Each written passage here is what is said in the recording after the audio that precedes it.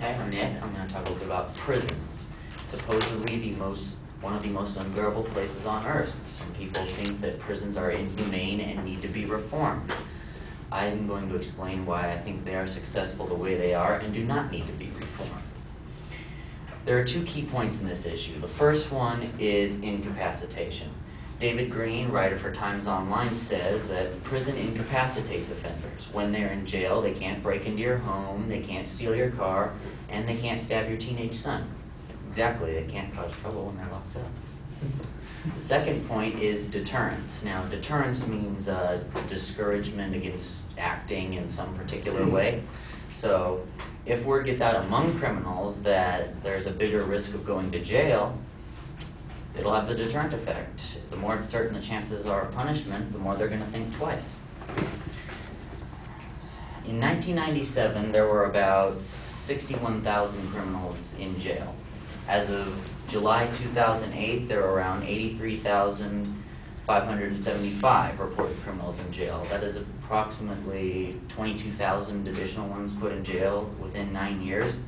So think about how many more crimes would have been committed if those 22,000 had been walking around free. Between the years of 2006 and 2008, police recorded that crime fell by over 400,000 occurrences. Also, during that time period, total fraud and forgery was down by 22%. Now, I'm going to shift a little and talk about some of the reformers' talking points.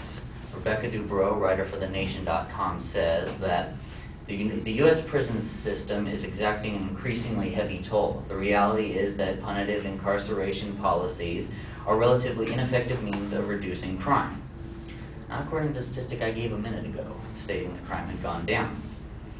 The next reform point is that prisons are expensive. It's true. The estimated cost of prisons per year is $40 billion. Now, that is a lot of money. And one example of these points that prison reformers want to talk about is the expanding of prison cells to make them bigger to prevent overcrowding. But wouldn't that cost more money? I mean, construction costs per cell alone are already $100,000, so if the cells are made larger, wouldn't construction costs go up? And her next reform point says that most of the growth in the prison population has been for nonviolent criminals, especially drug criminals. However, according to the Bureau of Justice prison statistics, the majority of sentenced state inmates were violent criminals, making up 53% of the population, while drug criminals only made up 20%. Now, another example of prison population reduction, this didn't work, by the way, was in 1985 when Home Secretary Lord Hurd of Westwell set out to reduce the prison population. And yet, during the time of his presiding, he saw one of the sharpest, most rapid increases in crime that had been seen. Crime rose from 46,800 offenses all the way up to 50,000 between 1985 and October of 1989. And during that also time, British Crime Survey stated that 12 million, starting at 12 million offenses, went up to 14 million. So, if anything, population reduction won't reduce crime, it'll increase it. Now, prison was designed for multiple reasons. The government lists the reason, gives 5 reasons. 1, to prevent a person accused of crime escaping before trial. 2, to prevent a violent person from causing harm. 3, to prevent people from committing crime because of fear of prison. 4, to punish a person who is convicted of a crime. And 5, to re-educate convicted criminals. If prison is reformed and the conditions are made better, why don't we just send them to a hotel? Anyway, the government plans to increase population to 96,000 by 2014, so they don't buy into this prison reduction stuff. Again, David Green writes that the government has lost confidence in itself to such an extent that it does not know how to claim credit for an effective policy when it has one. It should be shouting aloud that prison works. Instead, it talks of releasing prisoners, puts pressure on judges to hand down lenient sentences, and acts as if it thinks that criminals prepared to stick a knife in someone will be deterred by a visit to the local A&D. So basically, prison works, but nobody wants to admit it. I hope you see my reasoning and why prisons don't need to be reformed and they are successful the way they are.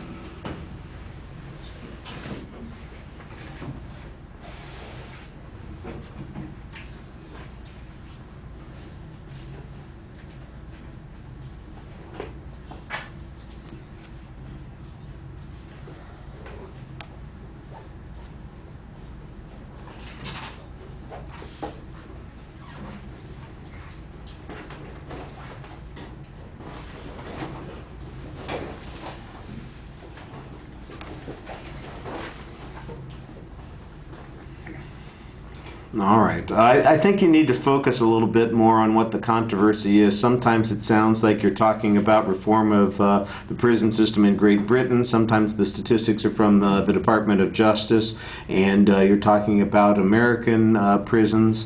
Who the reformers are is, well, you've got a couple of quotes from reformers talking about problems that they have with the system. And again, it's not clear to me what elements of the system it is that we should be focusing on. California has big issues on prisons. For instance, it might have been easier to focus just on what's going on in the state with overcrowding issues and medical expenses and financing issues, which are some of the things that you touch on, but I didn't think it was in a very focused way. You have multiple claims in your proposition. The structure is not really very clearly set up. You've got an interesting perspective in the presentation, and I thought you did a good job talking to the audience. I like the vocal variety you have there.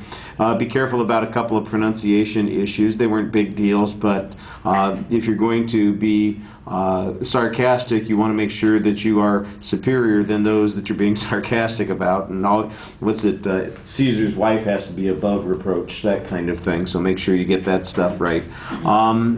I did think that the subject matter stayed quite at a broad level, and it would be easier and much clearer as a claim if it was focused on a particular reform. So, for instance, if you're saying early release programs or the goal should be to reduce the number of people in prisons, arguing that that would fail to have a beneficial effect or that it would have some negative effect, I think would be a lot clearer. You just kind of touch on some of those subjects and then you move on to something else. All right. Thank you, Nick.